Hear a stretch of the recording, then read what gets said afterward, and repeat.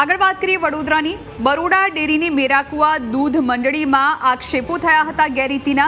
ત્યારે સાવલીના ધારાસભ્ય કેતન ઇનામદારે તપાસ માટે માંગ કરી। બરોડા ડેરીની તપાસ પર મને ભરોસો નહીં તેવું ઇનામદારનું કહેવું છે। બરોડા ડેરી અને બેંક વચ્ચે કૌભાંડની સાંઠગાંઠ હોવાના આરોપ પણ તેમણે લગાવ્યા છે। ગઈકાલે ડેરીના ચેરમેન દિનુ પટેલે કેતન ઇનામદારને ટકોર કરી હતી।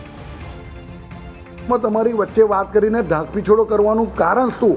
મને એવું લાગે છે કે જ્યારે એમને તપાસ તો મેં ડેરી પાસે માગી છે, મેં તો બરોડા ડેરીને એમડીને લખીને પણ આપ્યું છે કે ભાઈ એની તપાસ થવી જોઈએ। તો બરોડા ડેરીના એમડીએ અને બરોડા ડેરીના ચેરમેને તો નિવેદન એવું કરવું જોઈએ કે ભાઈ મેરાકુવા ગામની અંદર આ મૃતક સભાસદોના નામે દૂધ પણ ભરાતું હતું અને એના પૈસા પણ ઉપાડાતા હતા। તો એ પૈસા ખોટી રીતે ઉપાડાતા હતા। અમે બરોડા ડેરી એટલે નિયામક મંડળ આની અમે કાર્યવાહી કરશે આ સ્ટેટમેન્ટની અપેક્ષા હતી મને।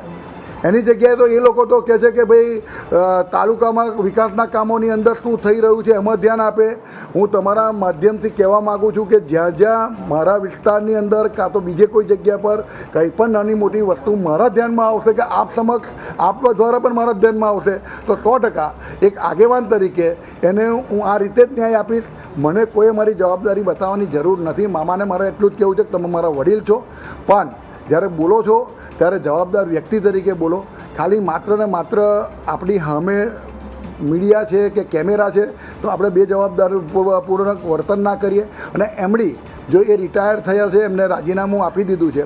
મારે એવું જાણવું છે કે રાજીનામું આપ્યું અને બીજા મહિનામાં એ રિટાયર થાય છે તો એવી તો તબિયત કંઈ બગડી ગઈ કે ભાઈ એમને બીજા મહિનાની રાહ પણ ના જોઈ। હવે બીજા મહિનાનો તો એવો કોઈ સમય છે નહીં કે અધવચ્ચેથી રાજી, અને કાલે બોલવામાં તો એકદમ પાવરફુલ હતા।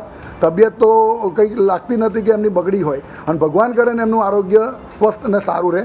પણ આ ઢાંક પીછોડો કરવાનું કારણ શું એ મને ખબર નથી। એટલે હું કહું છું કે એની અંદર મોટા પાયે કૌભાંડ છે અને મોટા પાયે કૌભાંડ બહાર આવશે। આપ સૌની અપેક્ષા મારી એટલી જ છે કે આવો ને આવો સહકાર આપનો મને મળતો રહે। હું એમ કહું મોટા માથા, હું તો મોટા માથા ગણતો જ નહીં, માથા તો બધાના હરખા જ હોય છે, પણ આ બધા માથા એવા માથા છે કે જે પોતે મોટું માથું સમજીને બેઠેલા છે।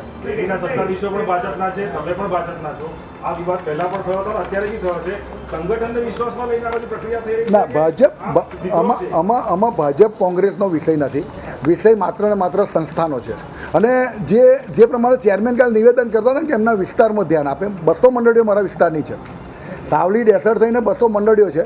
નાનામાં નાનો વ્યક્તિ આ મંડળી સાથે સંકળાયેલો છે। નાનામાં નાના વ્યક્તિ જોડે આ મંડળી ડાયરેક્ટ એ ટ્રાન્ઝેક્શન કરે છે। એટલે આ મંડળી એટલે આ સંસ્થા અમારા માટે તો બહુ મોટી છે અને બરોડા ડેરીના આંચ પણ ના આવે એવી અમે ભગવાનને પ્રાર્થના કરીએ। અને હજુ પણ આના કરતાં વધારે સદ્ધર થાય અને આવા ખોટા ભ્રષ્ટાચારો બંધ થાય એવી અમારી આશા અને અપેક્ષા છે।